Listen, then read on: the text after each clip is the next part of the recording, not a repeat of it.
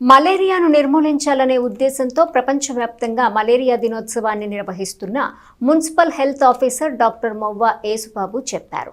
2027 నాటికి మలేరియా కేసులను జీరోకి తేవాలని, 2030 కల్లా పూర్తిగా విముక్తి పొందాలనే లక్ష్యంతో కార్యక్రమాలు జరుగుతున్నాయని తెలిపారు.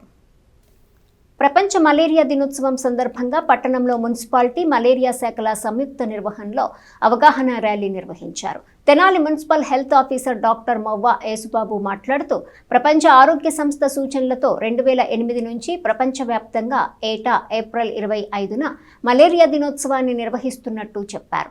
పినపాడు వైద్యాధికారి డాక్టరు పరిషపోగు హనోక్ బాబు మాట్లాడుతూ మలేరియా వ్యాధికి దారితీసే కారణాలను తెలిపారు. మలేరియా సబ్ యూనిట్ అధికారి శ్రీకంఠ ఉమాకాంత్ మాట్లాడుతూ దోమల ఉత్పత్తిని నిరోధించడం, దోమలు కుట్టకుండా చూసుకోవటంపై అవగాహన కల్పించారు. నీటి నిల్వ లేకుండా చూసుకోవాలని కోరారు. సబ్ యూనిట్ ఆఫీసర్ అందే బాలచంద్రమౌళి మాట్లాడుతూ దోమతెరలు వాడటం, వంటికి నిండుగా వస్త్రధారణ చేయటం వంటి సహజ సిద్ధమైన చర్యలతో దోమకాట్ నుండి రక్షణ పొందవచ్చని చెప్పారు. ఈ కార్యక్రమంలో doctor N Sushant Grace, doctor T Tejaswini, filaria senior health inspector G Ravikumar, malaria filaria సూపర్వైజర్లు, హెల్త్ అసిస్టెంట్లు, శానిటరీ సెక్రటరీలు, నగర దీపికలు, ఏఎన్ఎంలు, ఆశా కార్యకర్తలు పాల్గొన్నారు. ప్రపంచ మలేరియా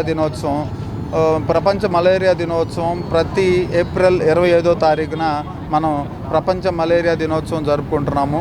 ఈ ప్రపంచ మలేరియా దినోత్సవం జరుపుకోవడంలో మెయిన్ ఉద్దేశం ఏంటంటే ఈ మలేరియా మీద ప్రజలకు అవగాహన కల్పించడం దీని ముఖ్య ఉద్దేశం. సో ఈ మలేరియా దినోత్సవాన్ని 2001లో ఆఫ్రికాలో స్టార్ట్ చేశారు. ఆఫ్రికాస్ మలేరియా దినోత్సవం మలేరియా డేగా అక్కడ స్టార్ట్ చేశారు. ఆ తర్వాత 2008 నుంచి మొత్తం ప్రపంచ మలేరియా అన్ని దేశాల వాళ్ళు ఏప్రిల్ 25వ తారీఖు ప్రపంచ మలేరియా దినోత్సవంగా జరుపుకుంటున్నారు. సో దీని ఉద్దేశం ఏంటంటే మలేరియా పట్ల అవగాహన, సో మలేరియా ఎలా వ్యాపిస్తుంది, మలేరియాని ఎలా అరికట్టాలనేది మన పబ్లిక్కి అవగాహన కల్పించడం దీని ఉద్దేశం. సో దాంట్లో భాగంగానే ర్యాలీలు, ఈ మానవహారాలు చేయడం జరుగుతుంది. మనం కూడా ప్రివెంటివ్ మెజర్స్ తీసుకోవాలి. ఎలాంటి మెజర్స్ తీసుకోవాలంటే మనం ఖచ్చితంగా దోమతెరలు వాడాలి. దోమతెరలు మనం వాడినప్పుడు అది కూడా మనకి వాళ్ళ కొత్తగా చూస్తున్నప్పుడు ఇన్సెక్టిసైడ్స్ దోమతెరలు వస్తూ ఉన్నాయి. సో ఖచ్చితంగా దోమ అనేది చనిపోతూ ఉంది దాని మీద ఆడినప్పుడు కూడా. సో అటువంటి దోమతెరలు మనకు వస్తూ ఉన్నప్పుడు ఆ దోమతెరలు తీసుకుంటూ మస్కిటో రెపెలెంట్స్ రాసుకుంటూ పర్సనల్కి హైజీనిక్ తీసుకున్నప్పుడు మనం కూడా దోమకాటు నుంచి రక్షించబడచ్చు. సో ఈ ద్వారా ప్రత్యేకంగా మరి ప్రజలందరికీ ఈ సమాజానికి తెలియజేసేందంటే ఇవాళ మనం 2030కి 2030 కల్లా కూడా మనం మలేరియా రహిత దేశంగా, మలేరియా రహిత సమాజాన్ని స్థాపించాలనే లక్ష్యంతో WHO నుంచి మనకి ఇవాళ ప్రత్యేకంగా మన కార్యక్రమాలు చేస్తూ ఉన్నాం. దోమ యొక్క శాతం తగ్గుతుంది కాబట్టి దోమలు తగ్గడం వల్ల దోమల వల్ల వ్యాపించి అన్ని వ్యాధులు తగ్గుతాయి.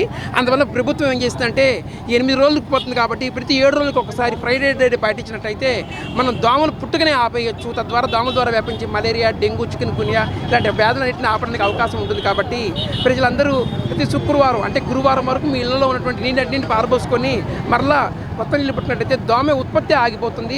పెద్ద దోమ తయారైన తర్వాత గాల్లోకి వెళ్ళడం, పట్టుకోవడం చాలా కష్టం కాబట్టి దోమ నీటిలోనే ఉన్నప్పుడు చంపడం తేలిక కాబట్టి వారానికి ఒకసారి నీటిని మార్చుకొని ఫ్రైడే డేగా మార్చుకోవాలని కోరుతున్నాము. మరి